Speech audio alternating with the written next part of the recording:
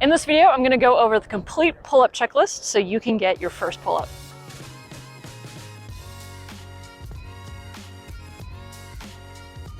We're going to go over a complete checklist of how to train your pull-up with the proper technique and to give you a boost of confidence in your pull-up. So if you've been struggling with getting your pull-up, or maybe you just feel like you're a little hopeless in your pull-up training, this video is really going to help you. So we're going to start off with 7 different steps in this checklist. The first one we're going to go over is practicing the pull. This is really important to groove the movement.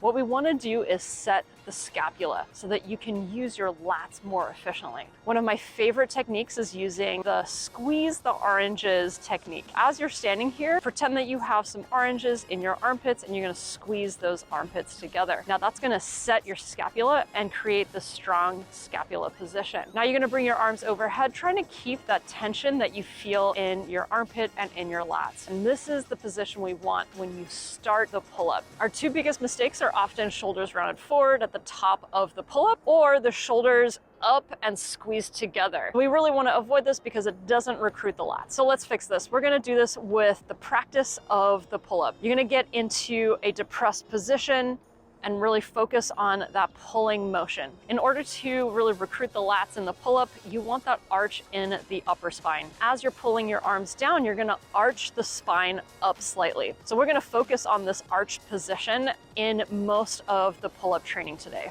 All right, so just a reminder at this point in the video, if you're liking what you're seeing, please make sure to give this video a thumbs up and subscribe to my channel. Okay, the second step is the warm-up. We're gonna warm up your grip and shoulder position. So using the strong scapula position, we're gonna do an active hang. So that means practicing that engagement in and hang. You can do this with your feet off the ground or feet on the ground. Now we're gonna go into the passive position. So this is letting your shoulders come up to your ears and fully relax. You can have your feet on the ground or off the ground. Now to prep that pulling motion, I really like working on the scapula pull-up.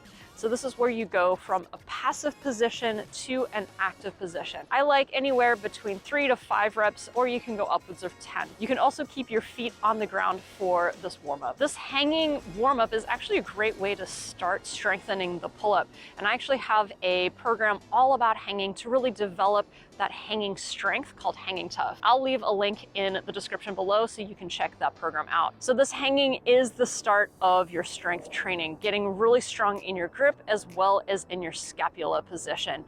So take some time and really work on this. You don't have to rush through this hanging component of the workout because again, it is the foundation of all pull-up motions. All right, so you've practiced the pulling motion, you've warmed up your grip and your shoulders, and now it's time to get to the good stuff. If you haven't gotten a pull-up yet, this is the best way to approach your pull-ups so you can get stronger and get your first pull-up. This isometric position is actually kind of the cornerstone of our Pulling Strong program, which is a 12-week program to help you get your first pull-up. In the isometrics, what we're gonna do is get into a 90-degree angle in the elbow. You want this to feel fairly challenging. I like the 90-degree position because it is the halfway point in our pull-up. You can work this with your feet on the ground, at body weight, or with added weight.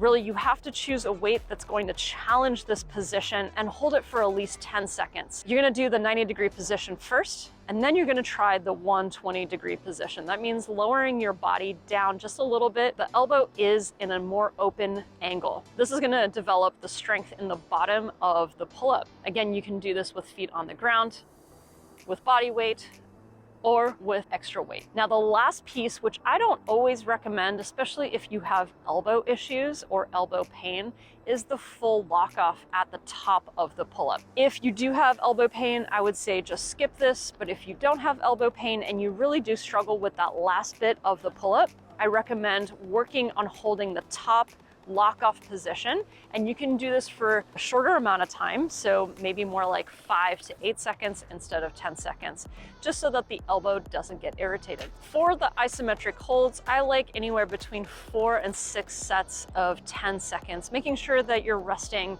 about a minute or 2 between each, especially if you're making it really, really challenging. You're gonna have to rest at least 3 minutes between each set. So this is really the bulk of the workout, and this is where you're gonna build most of your strength. If you're working the 3 positions, the 90-degree, the 120 and the full lock off. You could do 2 hangs of each. If you're just choosing 2, then you can do 3 hangs of each. All right, so you've done the hardest part of the workout, and now it's time to grease the groove. I love this philosophy of learning the skill of the pull-up. So this is where you can work on that pulling motion. And I really like this as more of an assisted motion. I like to have my feet on the ground, and you can do this with a bar or you can do this with rings. The assisted pull-up is a great way to grease the groove. I want you to assist with your feet as much as you need through the motion, and this is called accommodating resistance.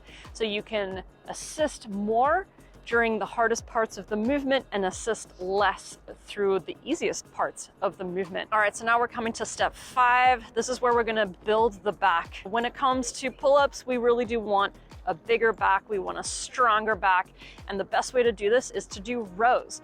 I love ring rows, so the rings really do allow you to move as you row up. Don't get too fixated on the hand position, just do what feels natural. So with the rows, you can do this with your hips up and more horizontal to the ground. But if that is challenging, you can scale this to more of a standing position. Start with the ring at your chest, and then from there you can move your feet forward and decide how hard that row needs to be for you. The rows don't need to go to failure, but you do want it to be challenging. I really love to superset rows with push-ups. So push-ups, don't forget those. Those are gonna be our antagonist muscles, but more importantly, the stronger your pushing muscles, the stronger your pulling muscles are also gonna be. So this one, I do want you to go to failure. Choose an elevation that's gonna be challenging for you, whether that's on the ground or hands elevated.